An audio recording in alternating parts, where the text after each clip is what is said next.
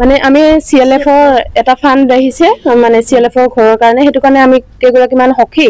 আৰু CLF-ৰ সেক্ৰেটাৰী হেতি মানে আহিছিলো হেৰি পঞ্চায়তত সেক্ৰেটাৰী ছাৰক লগ কৰাৰ কাৰণে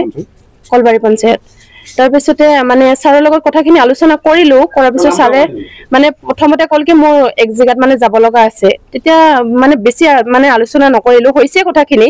তাৰ পিছত যেতিয়া মই ছাৰক যেতিয়া আমি ওলাই আহিলো তেতিয়া ছাৰক কলো যে ছাৰ আহিলো ছাৰ যাও এনেকে কলে ছাৰ মাধুৰীমা ৰখা এনেকে কলে কিন্তু মই মানে 4 দিন মানৰ আগতে ছাৰক এখন NOC কাৰণে মানে ফোন কৰিছিলো ছাৰক মই কলো যে ছাৰ মোক এখন NOC লাগিছিল সেইকাৰণে মই আপোনাক ফোন কৰিছিলো কিন্তু ডকুমেন্টছ খিনি মোৰ লগতে আছে তাৰ পিছত ছাৰে কলে কি হেৰি ছাৰ কি ডকুমেন্টছ লাগিব তেনেকে মানে মই সুধিলো তেতিয়া ছাৰে কলে যে তোমাকে লাগিব মই ইমান ভয় খাই গলো লগালগ মানে কি কল মানে ছাৰে এনেকে কৈ মানে উজুতি খাই পৰিবাই খুজিছিলো আহোতে তাৰপিছত লগৰ কেইজনে কল কি হল তেতিয়া ইমানটো আৰু কথাখিনি লুকুৱা নাযায় লগালগ কলো জেএছ বাইদেউ আছে জীৱিকা হকি বাইদেউহত আছে তাৰপিছত কি হকি পশু হকি সব আছিল তাৰপিছত তেওঁলোকে কলে এইটো কথাটো এৰি দিয়া নাযাব বল পতাপত মানে আমি থকা অৱস্থাতে এইটো ঘটনা কিন্তু মই মানে ছাৰক আগতে লক্ষ্য কৰিছিলো 5-6 মাহ মান হৈছিল এদিন মই আৰু আহিছিলো পঞ্চায়তত তেতিয়া মোক কৈছে যে ছাৰে যে তুমি আজি যে কাপোৰ পিন্ধিছে ভাল লাগিছে এনেকে কৈছে তেতিয়া মই নিজকে অলপ লাজ লাগিছিল যে ছাৰ এজন ইমান ভদ্ৰ মানুহ যেটাক আমি ইমান ৰেসপেক্ট কৰো তেতিয়া মই মানে একোৱে ক'ব নোৱাৰা হৈ গলো তাৰপিছত ছাৰক হ'ব দিয়ক বুলি কৈ মানে পাৰিলে মই পলাই ফুৰা হেন মানে কিন্তু আৰু যে মই পিছত আহিছিলো মানে পাৰিলে কোনবা এগৰাকী মহিলা লৈহে মানে মই কাৰ্যালয়ত আহো ছাৰৰ নাম জহিদুল ইছলাম নেকি তেনেকৈ জহিদুল ইছলাম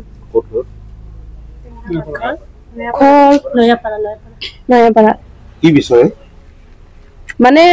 অভিযোগ মতে মানে মোৰ ক্ষেত্ৰত যে আজি এনেকুৱা হৈছে হেতু কথা মই নকওঁ কিন্তু মানে আমি কেতিয়াবা আলোচনা কৰো কেতিয়াবা যে কমফৰ্টেবল নহয় ছাৰৰ ওচৰত আহিলে মানে কয় আৰু কিছুমান আমি হকিয়ে বা ওচৰৰ আৰু এতিয়া শুনা পালো লালমাটি এগৰাকী মহিলাকো বোলে কন্দুৱাই পঠিয়াইছে লাজতে মানে লাজ পাইছে তাই আৰু এগৰাকী আমাৰে হকি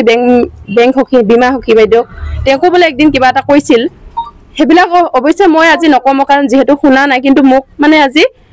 আমি গোটে মহিলাখিনি থাকুতে যে কলে ছাৰে মানে লুকুৱাবলৈও মানে সময় নাই যিটো মানে এটা কথা গম পাই যে ভয় খাই কিয় আহিলে ৰুমৰ পৰা হেতুৱে মানে কি কৰে বা আমাৰ বাইদেউহতে বা কি কৰে এতিয়া আমাক বিচাৰ লাগে আৰু মানে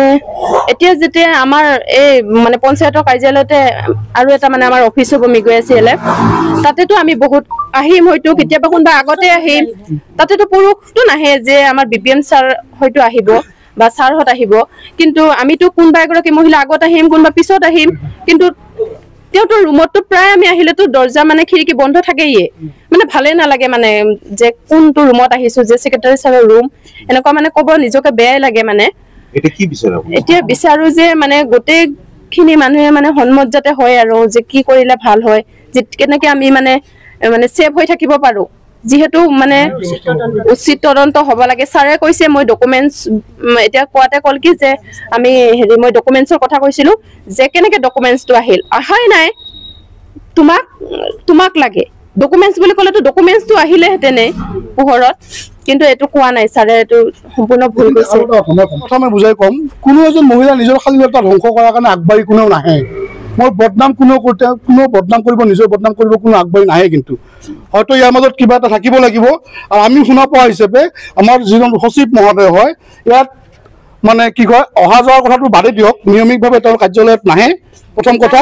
নিয়মিতভাৱে তেওঁৰ কাৰ্যালয়ত নাহে আৰু তেওঁ আমি বহুত মোৰ এইটো ওচৰতে ঘৰ মোৰ নাম জিতু বৰদলৈ হয় ওচৰতে ঘৰ তেওঁক মই যিখিনি শুনা পাইছো মহিলাসকলৰ তেওঁৰ পৰা আঁতৰি থাকে ভয় খাই থাকে ইতিমধ্যে 2-3জন মহিলাকক ফিগাৰ ভাল বেয়া নাপাব আপোনালোকে ফিগাৰ ভাল বুলি কয় কোনোবাক বেয়া ভাষাৰে অশ্লীল ভাষাৰে উপলুঙা কৰে সেইবিলাক বস্তু আজি সচিবক মানে 10খন গাঁৱৰ তেখেতৰ সচিব হয় তেখেতৰ এইবিলাক কথা ক'ব নাপায় আজি মোৰ ওচৰত এজন বাইদেউজনী আছে তেওঁ আমাৰ কলবাৰী গাঁৱৰে বাইদেউ তেখেত আজি 4 দিন মান হ'ল সামান্য পইচা এটা বিচাৰিছে তেওঁৰ ওচৰত থৈ এটাৰ কাৰণে কি কাৰণত তেওঁ আচাৰ মহিলা কাম কৰে তেখেতে আৰু এটা এজনী আছে আজি 4 দিনৰ পৰা মই দেখা পাইছো আৰু আপোনাৰ কি হৈছে জন্ম চাৰ্টিফিকেটৰ সহি এটা লোৱাৰ কাৰণে তেওঁৰ কাৰণে ৰখি থাকিব লগা হৈছে আজি এসপ্তাহৰ পৰা এইবিলাক হ'ব নালাগে আমি হ'ব নিদিওঁ আমাৰ সমাজখন সুস্থভাৱে চলাই নিয়াৰ কাৰণে আমি ইয়াৰ কাৰণে আমি মহোদয়ক যিখিনি সহায় কৰিব লাগে আমি কৰিম আৰু এইখিনি অনুৰোধ ৰাখিছোঁ। আজি এই বাইদেউজনীয়ে ভণ্টিজনীয়ে যিখিনি কথা আপোনালোকৰ আগত প্ৰকাশ কৰিছে এইখিনি যাতে সঠিক তদন্ত যাতে সচিব মহোদয় হওক, সচিব মহোদয়ৰ এগেইনষ্টত বিপৰীতে তদন্ত হ'ব লাগে। আমি উপায়ুক্ত মহোদয়ক হাত জোৰ কৰি অনুৰোধ জনাইছোঁ। ধন্যবাদ।